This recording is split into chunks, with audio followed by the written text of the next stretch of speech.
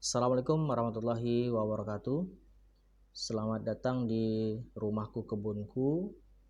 Di video kali ini saya akan membahas tentang penyebab batang cabai yang mendadak layu dan kemudian mati.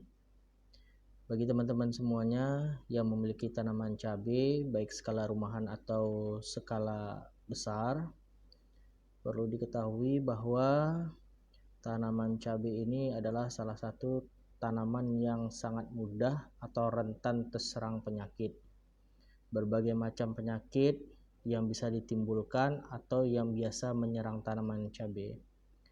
Terutama penyakit ini disebabkan biasanya yang pertama kali disebabkan oleh masalah cuaca atau kondisi selama periode hujan lebat. Biasanya tanaman cabai ini sangat mudah atau rentan terkena penyakit.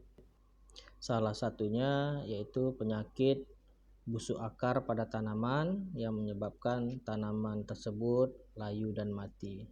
Biasanya penyakit busuk tanaman ini bersumber dari air yang begitu banyak sehingga saat penyakit ini berkembang, batangnya makin layu dan kemudian mati.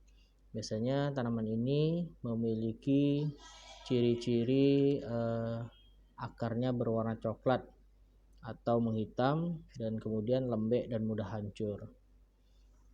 Sebenarnya tanaman ini tidak bisa atau tidak ada obatnya, hanya saja ada beberapa hal yang harus kita lakukan untuk mengantisipasi atau mengurangi resiko busuk pada akar tanaman cabai.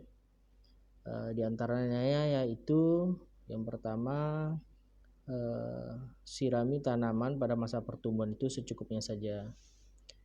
Ini contohnya ya, salah satu tanaman tadi yang awalnya subur menjadi kering dan kemudian mati. Buahnya pun kering ya, beda dengan buah cabai yang diserang oleh hama lalat buah. Ini batangnya bisa dilihat matinya secara perlahan, namun buahnya masih ada.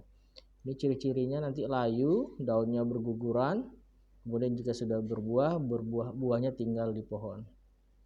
Nah, seperti ini. Ini sebelahnya masih hidup, sebelahnya mati. Ini terserang penyakit busuk akar, biasanya disebabkan oleh bakteri ya, atau yang sering disebut oleh teman-teman di bidang pertanian itu fusarium ya, penyakit fusarium. Nah, inilah contohnya. Ini obatnya memang tidak ada, cuman kita hanya bisa mengantisipasinya. Salah satunya itu tadi dengan mengontrol populasi air yang terdapat di tanaman tersebut. Kemudian yang kedua, perhatikan juga dalam pemberian pupuk kandang yang dalam masa fermentasinya belum sempurna. Ini akan menyebabkan datangnya penyakit bakteri jahat pada tanaman tersebut. Ya, ini kita lihat unsur dari tanahnya juga. Kalau kita perhatikan di tanaman sebelah sini, nah ini juga ada beberapa penyakit yang seperti disebutkan tadi, diantaranya kutu daun ya, nih yang disebabkan oleh semut.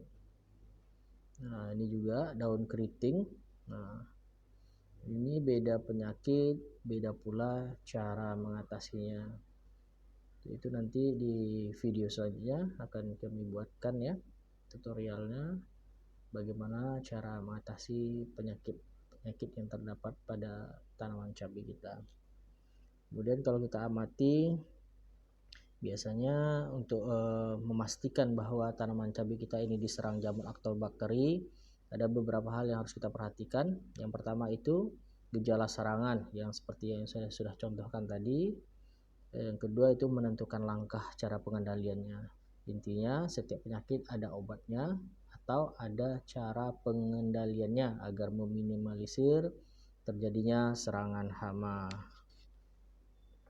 Ini tidak hanya pada tanaman terong saja, tidak hanya pada tanaman cabai, pada tanaman terong, tomat, melon atau buah-buahan lainnya juga akan bisa terserang penyakit fusarium ini.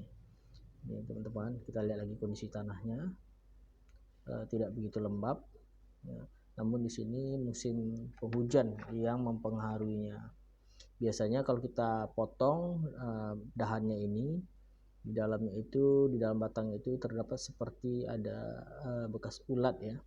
Nah, kita cabut aja nih, kita cabut. Nah, ini saya bilang tuh akarnya busuk. Demikian video ini, mudah-mudahan bermanfaat.